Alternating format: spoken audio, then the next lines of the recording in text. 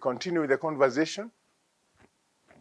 Remember the general topics about faithfulness. We've connected it to integrity and accountability. And we are addressing ourselves to how to demonstrate accountability and integrity. And when we talk about accountability, it's taking responsibility for decisions, actions, and results. No excuses.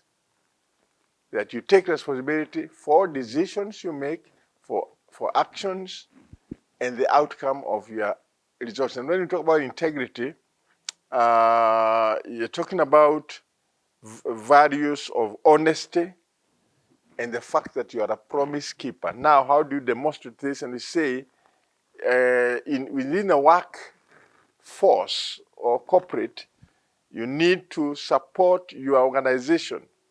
Support your organization's values and help others perform well. That is still an integrity and accountability aspect when you support in the church context. You support the vision of the church, the mission of the church, and you're willing to give support to other peoples because the church works and succeeds because of corporate responsibility. Then the other thing is that if you're going to demonstrate integrity and accountability, you need to be able to address issues, address and resolve conflicts and issues. Very, very important, because in the journey of life, there are issues that can generate conflict, but you must be willing to always come back and be able to discuss issues and resolve them.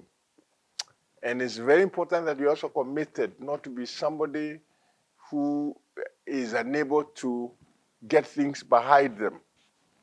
Apostle Paul always spoke about forgetting the things that are behind and focusing that which is in front.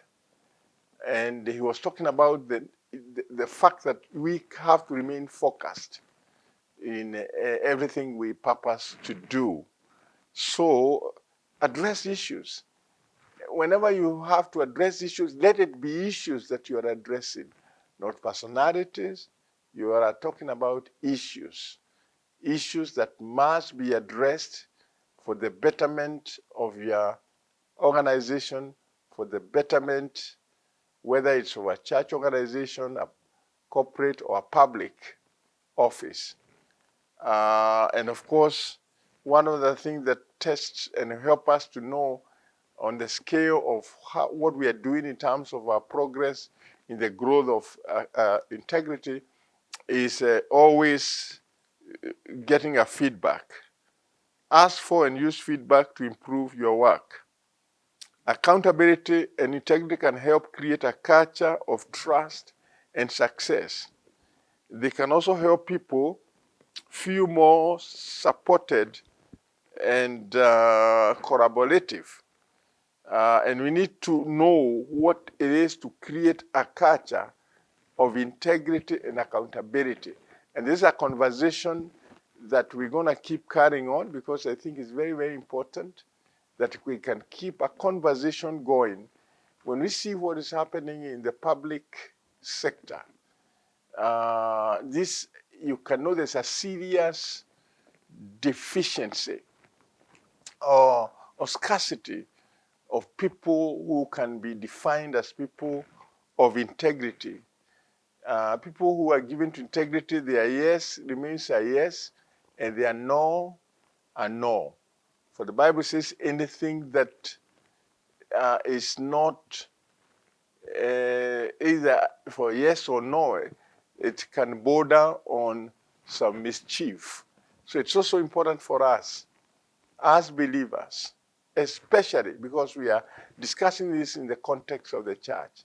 If we can learn what it is to be given to integrity, to be able to demonstrate emotional intelligence, by the reality of the fact that we know how to manage relationships in a healthy manner, and we do not overstep the liberties that we should have, because it is important to know that there needs to be a natural way of where you relate without inflicting in a form of pain, not trying to overrun other people or to step on their toes.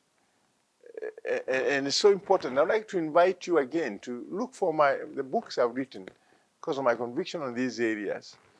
I've written volume 1 and 2 of character qualities of a good man. In the second edition, I reference about the good person, but this is still the good man. And the Bible says the steps of a good man are ordered of the Lord, and he delights in his ways, and though he falls, he shall not be utterly cast down, for the Lord upholdeth him with his hands. So if you want God to uphold you, learn what it is to be that good person. And there's scarcity of good people, and especially in our political scene, we have a serious deficiency of good people. People who can be counted on, people who can be relied upon, people who can be able to harness the virtues that sustain relationships for the betterment of the community. It's a serious integrity gap, a very serious accountability gap.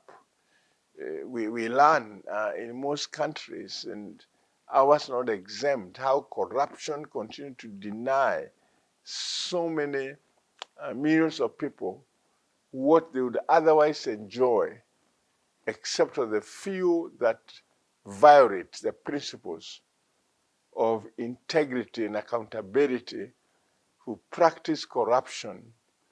And that is something that we have to fight hard, because it is something that is despicable. In the book I'm holding now, this is a book that just came out in the beginning of the year, and a lot of copies are selling. I've addressed some of the qualities for goodness, spoken about generosity. I've spoken about the critical aspect of what it means to understand the issues of generosity. And it's so important for us to appreciate that we can be people who care for others and demonstrate love. I've spoken about politeness. I've spoken about optimism. I've spoken about the issue of being reliable, the issue of kindness, the issue of perseverance, and being a loving, of course, caring person. And I've spoken about very key fundamentals of self-discipline. And it's so important to know that you can reach us. If you want a copy of our books, you're able to reach us. We are in Deliverance Church, Langata. We have a bookstore, and you can come there and check other books that can build your character as a person, because character is so important. You don't want to lose your character.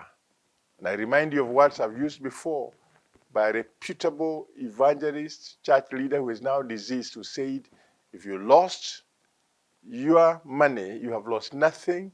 If you lost your health, you have lost something valuable. But if you lost your integrity, you have lost everything. And there are people. And remember, we say, what shall it profit a man, even if he gain the whole world and lose his soul? I challenge you to be able to address issues of personal character and integrity, issues of accountability, because you don't want to go into a Christless eternity where you will suffer forever because you lost out on God. May the Lord bless you, even as you think about how you can be accountable, how you can be given to integrity. God bless you.